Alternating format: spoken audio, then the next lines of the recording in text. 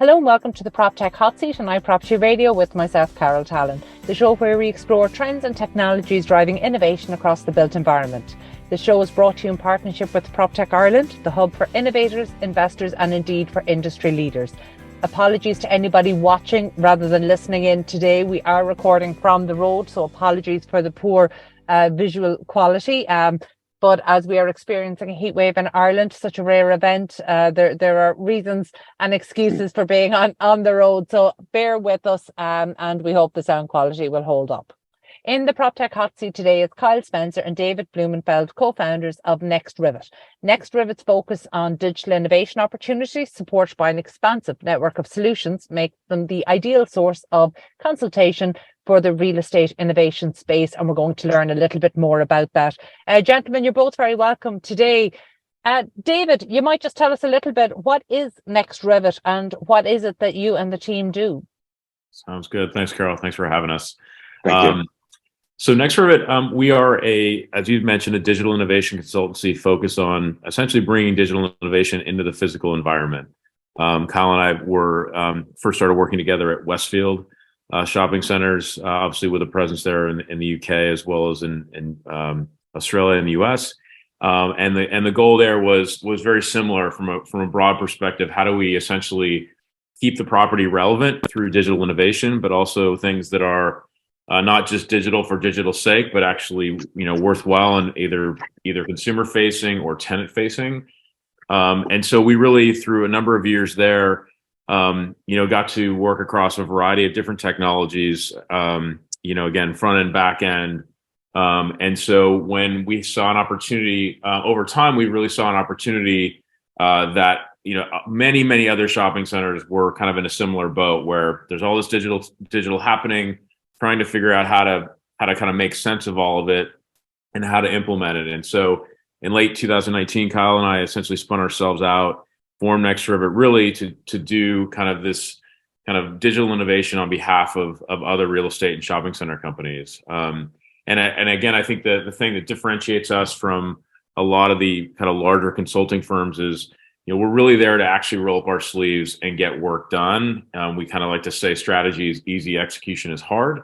And I think, at the end of the day, especially as you're coming out of the pandemic, and I think a lot of these companies are more resource strapped than ever before. And certainly expertise is the digital expertise is not kind of native to this industry.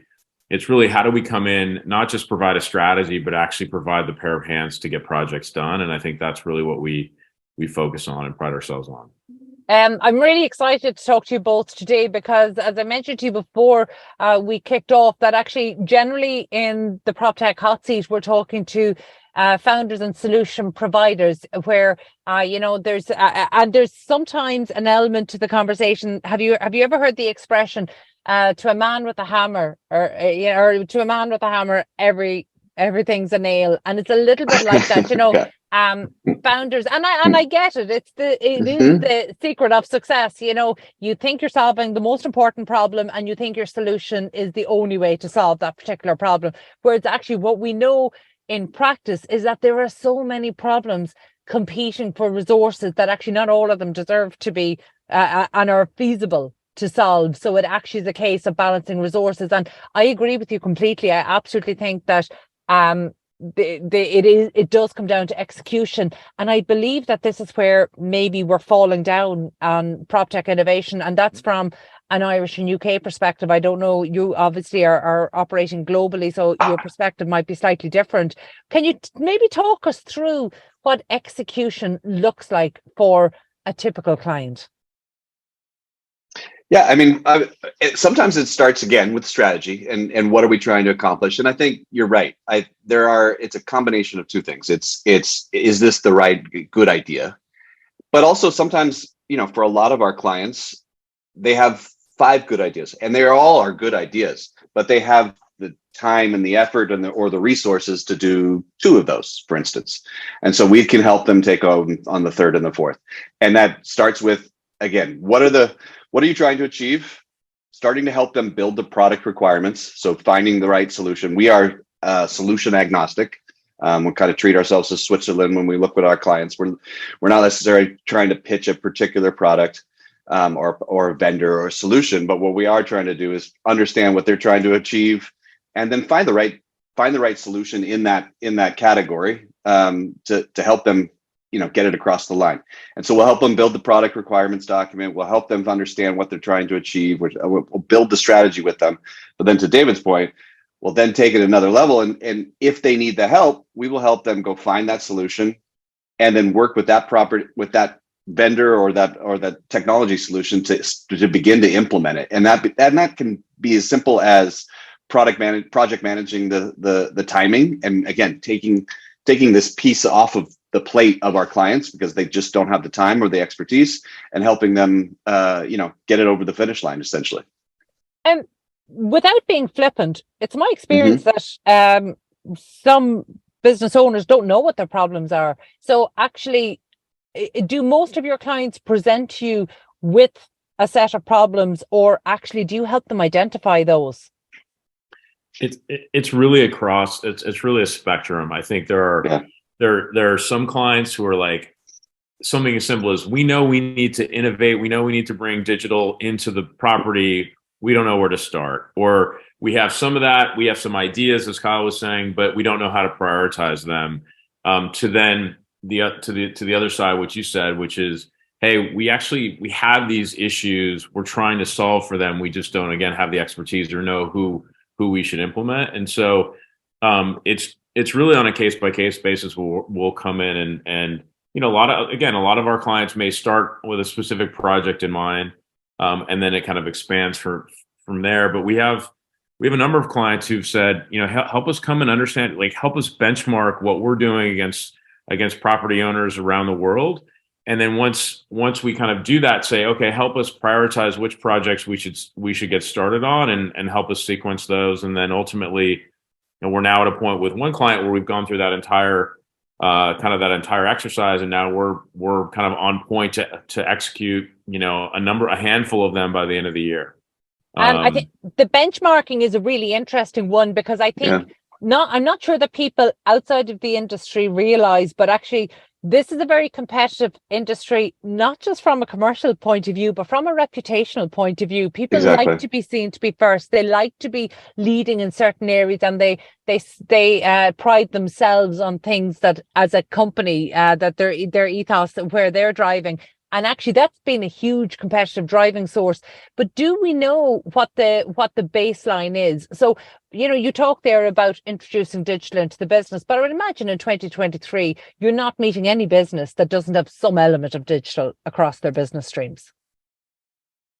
Oh, I mean, 100%. Yes. And again, it comes to, a perfect example is the shopping mall industry that is now moving into mixed use, right? And so as they are starting to expand from their traditional core business of running retail and shopping, and as a property owner, and now starting to build office and residential across, whether within the portfolio or exactly right across the street from the shopping mall. Though some of those areas are areas where they didn't necessarily have digital, and they don't have that connective tissue to understand how do I necessarily take the retail experience and build that into my residential and my office experience, and vice versa. How do I take the office and residential and merge those into my residential experience? And for a lot of our clients, that digital technology and that solution just never really existed, because they're getting into a new area of their business that they never have ever had to run before. And they understand the retail side, and they understand the technology side, and that's consumer facing a lot of times. But when you get into office and residential, now you're working with tenants, and you're working with the retailers and your office tenant space to try to pull them over into the retail side. And sometimes the feedback I get when I'm speaking to people who have listened in and heard about an exciting solution being pitched, and sometimes it's hard to understand the context in which innovation needs to happen across an organization. So, can you walk us through maybe a typical example, or maybe there is no such thing as typical, but maybe even walk us through one of your more recent clients that you've worked with? Where's the starting point? How are you assessing the baseline? What are the early, the early initiatives that you're bringing clients through? Good question. I think it's again, it's a combination of things. I referred to the previous project again, where we literally started with kind of a rapid review or a rapid assessment of everything they had been doing to date. And then we went to that benchmarking, that stage, as we mentioned, which is, okay, based on the things you're doing to date, how does that stack up against rest of world, that kind of best in class? But also, here's some things you need to look at that you're not doing at all, and kind of fill out that roadmap, if you will. From there, then it's kind of presenting that material and then working with the client base. And obviously, market to market, there are things that may work. So, for example, a trend that and a project that's been fairly prevalent, especially as coming out of the pandemic, is around last mile fulfillment, and whether or not you can use the shopping center to help aggregate and lower the unit economics on behalf of your retailers. And in certain countries, there's a kind of well-defined and built-out infrastructure of last mile carriers and all of those things. In other countries, it's just not as realistic. You can't. It's not safe enough to leave a package anywhere. Therefore, there's a lot of, there are variances. So you have to kind of take into account, okay, what's going on in the world, what's also realistic for that country, based on the infrastructure and trends and just kind of demographics and everything else. And then from there, it's a prioritization and also looking at, okay, scoping it from a cost perspective. Obviously, I think what a lot of times innovation falls down because the traditional business is so used to kind of a very clear ROI or NOI, if you want to call it that, in terms of, I build a shopping center, I build a new wing, I know that's going to pay off 5 years from now based on, 100 years of data. In the innovation space, the quickest way to kill something is to get, obviously you need to do something that is going to scale and there's a path, but you may not know every single thing about how it's going to pencil. But if you don't start somewhere, you're never gonna do anything successful. And I think that's, it's getting some of our clients kind of past the, oh gosh, how's this going to pencil in 6 months? Well, we gotta get started. And I think that's a really important thing. I think the shopping center industry, you talked about everybody wanting to kind of be first, but the reality is we always kind of joke that everybody wants to be the first to be second. Yeah, no, you're absolutely right. Yeah. and a lot of times everybody wants to be the first to be 15th in this industry. And so it's getting people to kind of take a little bit of a leap in terms of trying some things, because the nice thing in the digital space, you can try things, and if it fails, it's okay. I mean, you can, you need to fail fast, and we're not encouraging, we're obviously trying to set our clients up for success, but it's not like you're putting a wall in place that you suddenly have to knock down in 6 months. There's ways to kind of test and learn in a much more flexible and agile way than I think in the kind of traditional physical space.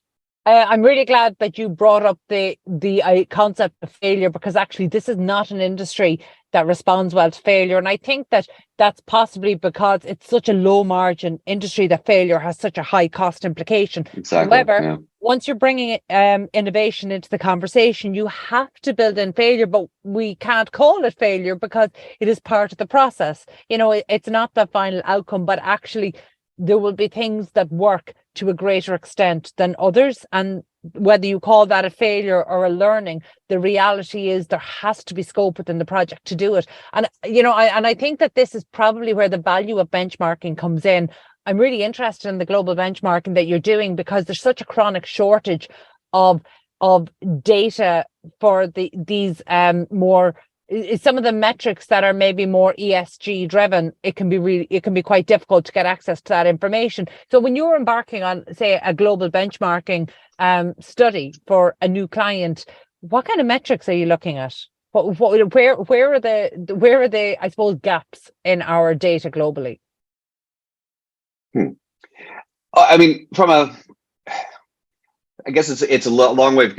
The data is not necessarily always the driver. I think some of it is for us being a global firm and with clients in, I guess, 11 countries now, we're able to kind of bring the experiences that we've had with those clients, and as David mentioned, you're bringing learnings, not only of what worked well, but what didn't work well. And I certainly, when we started Westfield Labs and we had a fairly broad charter at, starting in 2012 to bring innovation across the Westfield portfolio in, US and UK and Australia. We were across a lot of things. As an organization that were front-end consumer experiences, back-end, data organization, and building a consumer experience and building a consumer database. But there was wins, but there was plenty of losses. And so for us, I think the benchmarking is and the data points is what necessarily doesn't always have to be what is working successfully. Some of it can be what is not actually working. What have you tried and failed at? And how do you build off the learnings of the failures sometimes? And I think that's, again, that goes to the core of innovation, is building off of failures. But for us, certainly with a global client base, we're able to really look across all our different clients, as well as, what even some of our other non-clients, but industry colleagues that we know pretty well, are able to kind of share with us on what they've learned. Because it is a pretty close-knit community when you really get down to it. It's a big community across the globe, but everyone also kind of knows each other a little bit, and you have a good sense of a portfolio and their asset classes and the types of things that they have, and will that necessarily translate and work towards, for my portfolio and my asset classes. And so, getting those learnings is really important. I think that makes absolute sense. There's a value in learning what didn't work previously. Not to say that it won't work in a different set of circumstances, but there's a value in that. I mean, in PropTech Ireland, we have a much more colloquial way of summing that up, and that is, life is too short to make every mistake yourself. It's okay to learn from some of the mistakes that other founders have made. You don't need to make them all yourself. It's not a rite of passage. And actually, it's foolish not to learn from what's gone before, but you just don't want to be taken off track doing that. If you have a core belief that you can bring something different to the table, then absolutely follow that. Because you're operating in 11 countries, and the fact that you are solution agnostic, that must give you a really good sense of perspective on the sector, maybe that I mightn't have. Where are you seeing an increased demand for technology, as we kind of look towards 2024 and beyond? Well, I think, certainly Kyle touched on it a little bit, but I think there's interesting developments, certainly kind of in the mixed use area, right? As property owners, again, try to establish retail, residential, office, but trying to do it in a way that's not so siloed. So how do we create a community amongst these groups? So whether it's cross shopping or getting people to move from one area to another, I think that's where there's, I think Kyle used this term too, is how do you build that connective tissue to create this community where people aren't just living there, but then there's no connection to retail, or they're working there and there's no connection to either residential or retail. So I think that's where we're seeing a lot of technology coming into play, certainly from the kind of the end user experience, and then those tenant experience applications. So anything from the tenant experience on the residential side, which is similar to the tenant experience on the office side, but has a lot of similarities. But again, each of those asset classes, whether it's residential or office, they really do have very different use cases and tasks in which you need to do. For residential, it's package control and understanding package and I guess food delivery, letting them access and understanding where the packages are coming in and to your building and when you've received them and being able to store those. And then everything from access control and controlling your smart building from an app and turning on your air conditioning or your heat, depending on the country that you live in, turning on your thermostat before you get arrive. And then in the office space, it's booking conference rooms, or it's booking parking solutions and having access to the building. But again, all of those things, what's the connective tissue that then again ties it together for the portfolio owner who does own residential and office and retail, and you are trying to kind of build a community around that and pull all those pieces together. That's really interesting. In 4 years of this show, this is actually the first time that we've heard about tenant engagement and the tenant experience for retail that isn't focused on the tenant's customer? Because again, in office we talk about the tenant experience, in residential we talk about the tenant experience, but for retail we go straight to the experience of the customer, not the retail tenant. So that's a really interesting thing. What makes for a good tenant experience for a retailer? Well, I think you're something that we've kind of latched onto is kind of and an opportunity for property owners is really to move away from just being kind of that landlord tenant relationship, right? That's always fun and tension filled and mutually beneficial, but also difficult and in a lot of times too. And something we've kind of termed as retail as a service, right? So there's an opportunity for landlords to do things such as enabling kind of centralized last mile fulfillment. That's a project that we've worked with a lot of mall operators on, which is, in supporting your retailers' omni-channel efforts. As retailers do a lot of ship from store, it's very expensive to do that on a one-off basis. But if you can take advantage of kind of the collective set of retailers on property, and instead of one package going out to a certain neighborhood, if you could aggregate with, say, 4 other retailers, and now instead of one package going out on one truck, it's 5 packages going out, you'll ultimately lower the unit economics and actually make things more efficient. And now, wow, if the landlord is actually helping to centralize those operations, that's a benefit that the landlord is providing to the tenant. That makes that property essentially stickier, because now if I have a choice between, as a retailer, if I have a choice between a property that's helping me with my omni-channel efforts and another property that's not, there's actually a differentiator there. And again, it kind of takes things out of that kind of that traditional relationship into one that's much more collaborative and win-win. Very good. Being in this space, because you are solution agnostic, but you're speaking to clients about the problems they're having, you're experiencing the difficulties on the ground. What prop tech is needed, but that you're not seeing? Are you seeing a problem that has yet to have a solution come and target it? Mm-hmm.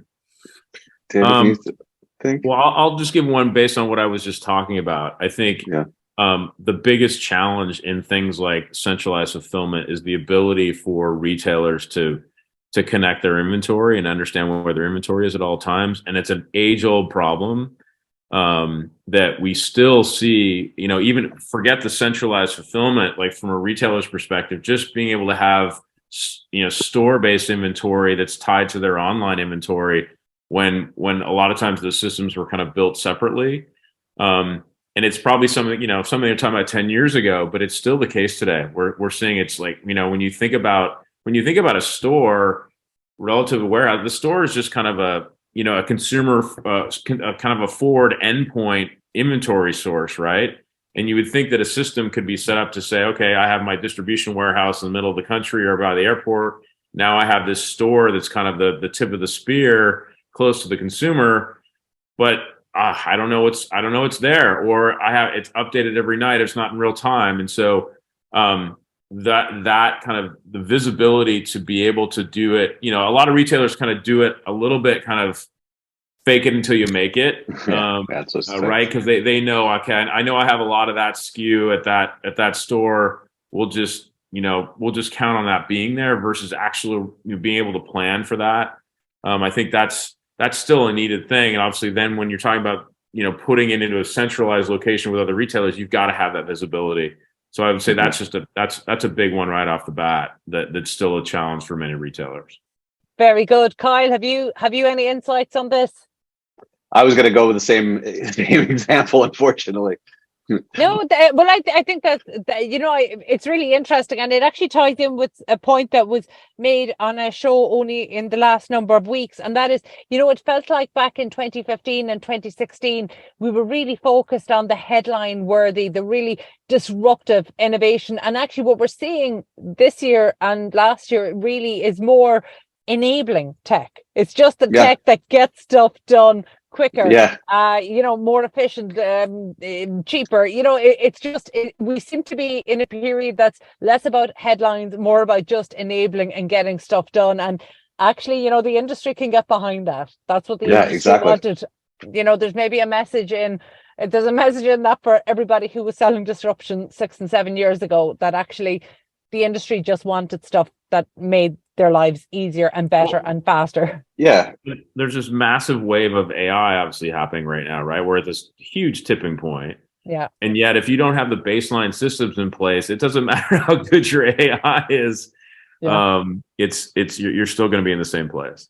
I think that's a really great point. Thank you both so much for being so generous with your time. I suppose finally, before we finish up, you guys are not yet in the Irish market, maybe are interested in talking to clients in the Irish market, although you are obviously across Europe. Yep. What's your long-term vision for NextRivet? What's next? Mm-hmm. I mean, I continue to do what we've been doing and expand the business again to other locations. I mean, I think as a consultancy, and we talked about it earlier, the more diverse client base and the more diverse locations and portfolio and different asset classes that we work with, the better it's going to be for our existing clients. And again, we continue to grow and find new markets and find new locations that, for mall operators, again, the challenges are very similar. Everyone's got very similar challenges, and we continue to hope to help fulfill and work through those challenges with our clients and find new opportunities in different parts of the countries and world. Very good. Well, look, I look forward to seeing the progress. Thank you both for being so generous with your time. That was Kyle Spencer and David Blumenfeld, co-founders of NextRivet. Also, my thanks to producer Katie Talon and to the production team at Hear Me Roar Media on Sound. If you enjoyed this episode, please be sure to subscribe to the podcast and check out all of the other real estate and construction shows on iPropertyRadio. Before we go, a special word of thanks to our sponsor, PropTech Ireland, the hub for innovators, investors and industry leaders in Ireland. So again, thank you to PropTech Ireland for making these conversations possible. And thank you for tuning in. We'll catch you on the next episode of the PropTech Hot Seat here on iPropertyRadio.